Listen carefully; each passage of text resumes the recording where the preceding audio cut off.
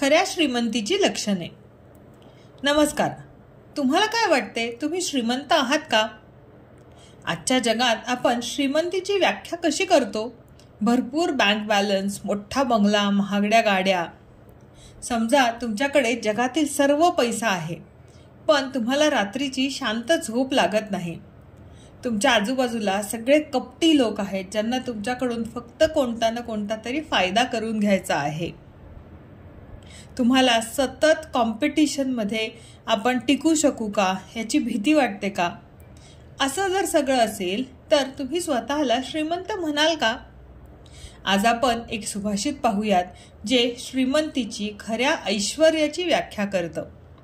हे सुभाषित आपल्याला सांगते की अशा कोणत्या 5 गोष्टी आहेत ज्या तुम्हाला खरे श्रीमंत बनवतात। आरोग्यम विद्वत्ता सज्जन मैत्री महाकुले जन्म स्वाधीनता च पूसाम महत ऐश्वर्यम विनाप्यर्थे। या सुभाषितामध्ये 5 गोष्टी सांगितल्या आहेत की ज्या माणसाला खऱ्या अर्थाने श्रीमंत बनवतात।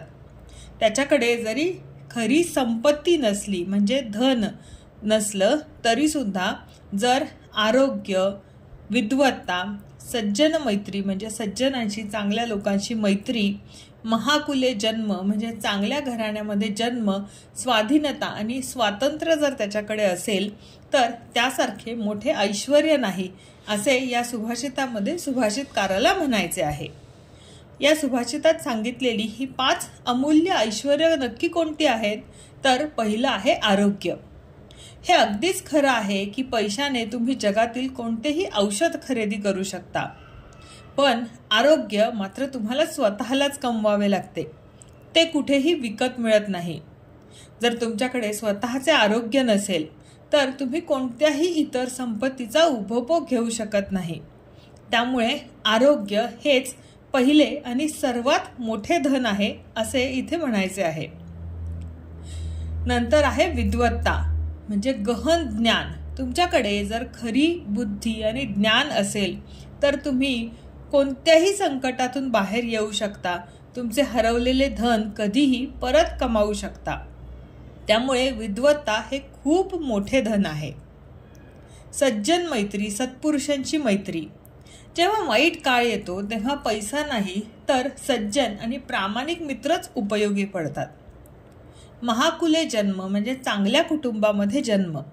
आता इथे महाकुल म्हणजे केवळ श्रीमंत नाही, तर इथे उच्च संस्कार आणि नैतिक मूल्यांचे शिक्षण देणारे कुटुंब असा अर्थ अभिप्रेत आहे।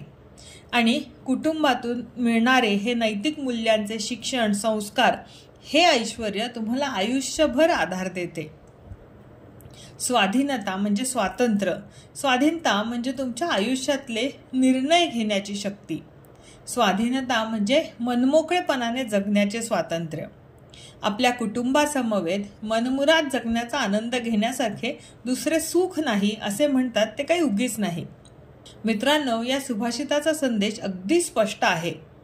उत्तम आरोग्य नसेल तर तुम्ही कमावलेला पैसा वैद्यकीय खर्चात निघून जाईल।